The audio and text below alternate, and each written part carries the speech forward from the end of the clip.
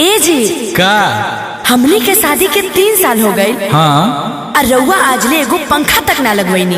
अरे पगली तू काहे परेशान बाड़ू, तू ही तो हमार जान बाड़ू। पंखा का तहरा खातिर तो कुछ लगा दे। ओके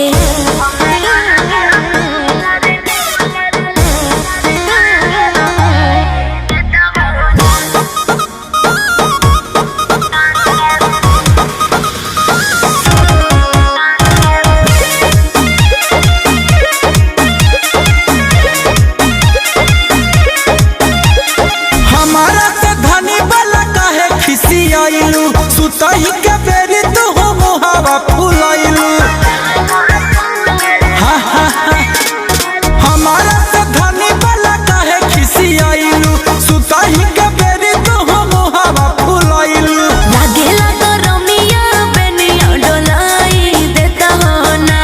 ए राजा हो हमारा ला कूलर लगा हवाई देता हो ना। ए राजा हो हमारा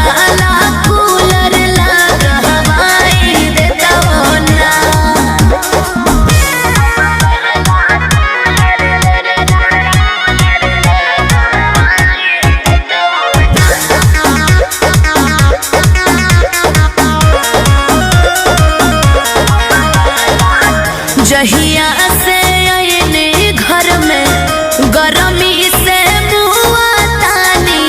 सुझे ना उपाय कवनो साहसत में जिया तानी। जहिया से आयने घर में गरमी से मुआ तानी। सुझे ना उपाय कवनो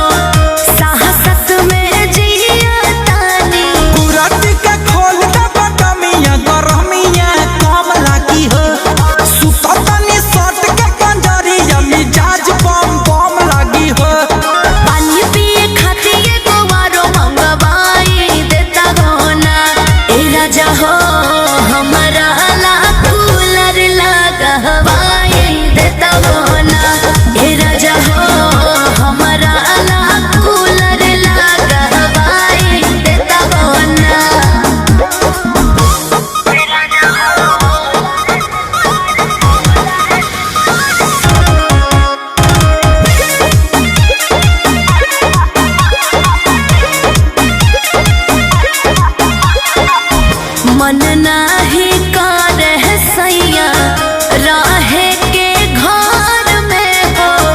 एकरा लेनी मन रहे रहती